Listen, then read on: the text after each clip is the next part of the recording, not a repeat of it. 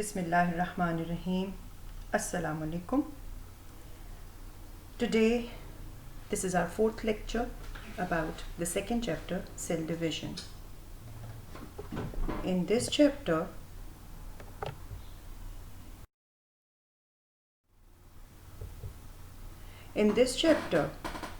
we have to discuss the following points.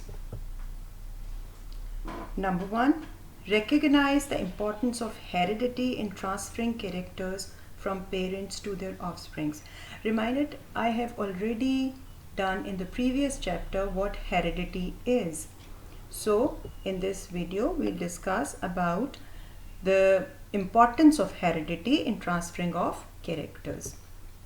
Next is the basis of heredity, then Watson and Crick model of DNA.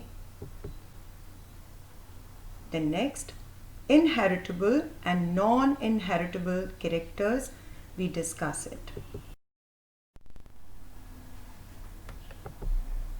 Hereditary characters. The characters that are transmitted from parents to the offsprings are called hereditary characters. For example, color of the eyes, skin color, hair color, free or attached earlobes, height and intelligence. Variations. Differences among members of the family or a species is called variations. There are some beneficial variations. Beneficial variations help organisms to adapt or live successfully in their environment, have greater chances of survival and continue their race.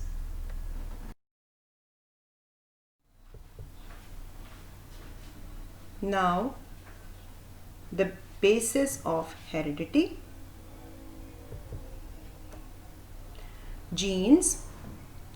The basic physical and functional unit of heredity is called genes. Genes are the sections of DNA. What is DNA? DNA, as we have already discussed, that it is deoxyribonucleic acid. And DNA and protein are the components of chromosomes. What are chromosomes? Chromosomes are the thread-like structures. As we have discussed in the previous lecture, the last slide which we have discussed about heredity, in which we discussed about the thread-like structures, chromosomes. Chromosomes are the thread-like structures found in the nucleus of the cell. Now you can see this figure in which nucleus of the cell, the center or nucleus of the cell consists of chromosomes, and chromosomes are made up of DNA and protein.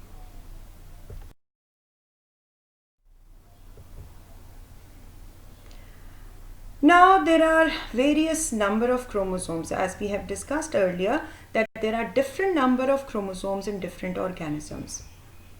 Now in human beings, in man, there are 46 chromosomes in the body cells. These are the number of chromosomes in somatic body cells of organisms. In man, 46 chromosomes. Maize, 20 chromosomes are present. Monkey, 48 chromosomes are present. Onion, 16 chromosomes. Cat, 30 chromosomes. Pea, 14 chromosomes. That means in different species or different organisms, the number of chromosomes are different.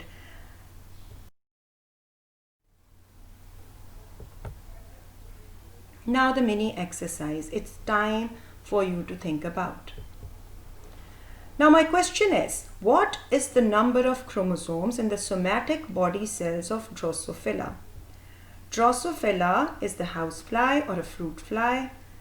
You can see the figure, and the answer is that there are 8 chromosomes in the somatic cells of Drosophila. Now we have earlier discussed that somatic or body cells of any species have double the number of chromosomes. Now my next question is, what will be the number of chromosomes in the gametes of Drosophila? Gametes are the sex cells. Students, you understand it?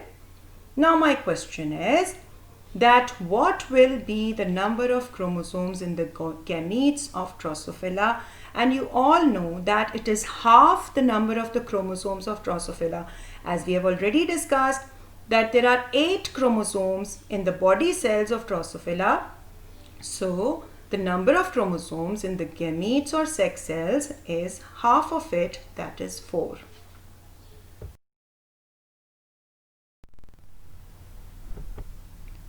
Watson and Crick model of DNA. The DNA molecule consists of 2 strands formed of nucleotides.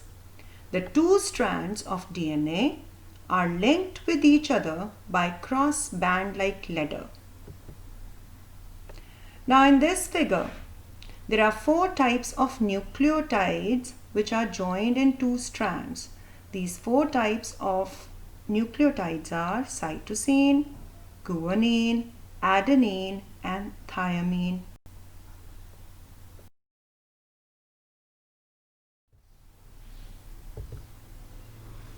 Now the transmission of characters. As we all know that characters are transmitted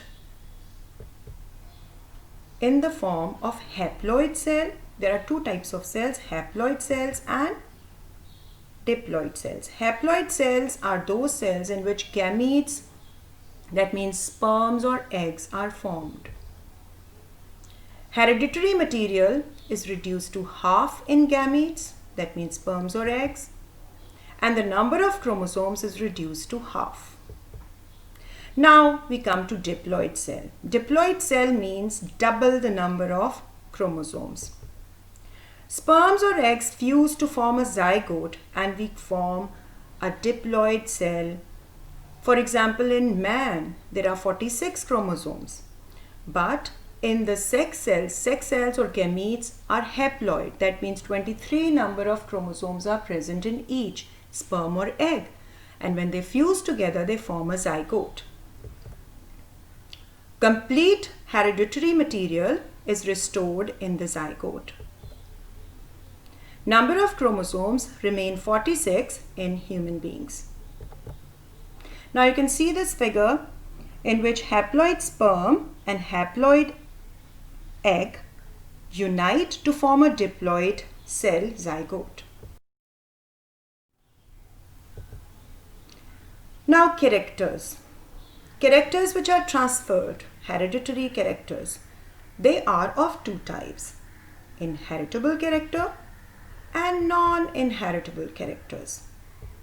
Inheritable characters are the characters that are transmitted from one generation parents to the next generation, that is offsprings, are called inheritable characters. They are controlled by genes, for example, eye color, free or attached earlobe. And in your book, there are only 2 types of inheritable characters that are discussed later, that is eye color and free or attached earlobes. Now non-inheritable characters. Many characters of parents are not transferred to their offsprings because these are not developed by genes. Such characters are called non-inheritable characters. For example, if a body organ of a person is lost or weakened due to disease, this character is not transferred to his or her children.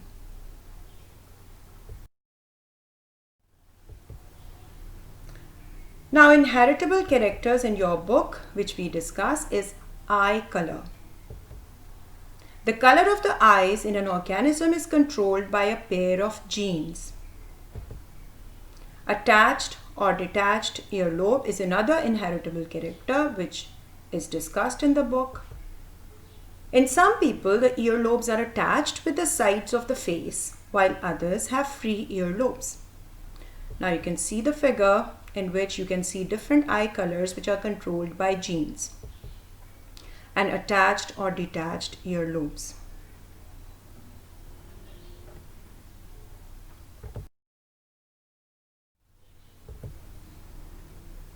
Conclusion.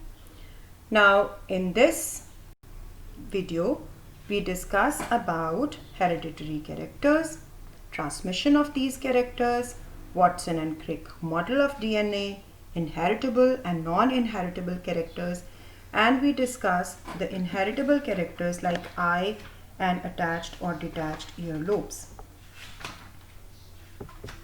Now home assignment. It's time for your home assignment. My question is, what is gene? Next is, write a note on DNA. Identify and label the following diagram. This is the diagram of a chromosome in which centromere is the center A part and B part are the chromatids. These are the two parts which are joined together by centromere in a chromosome structure.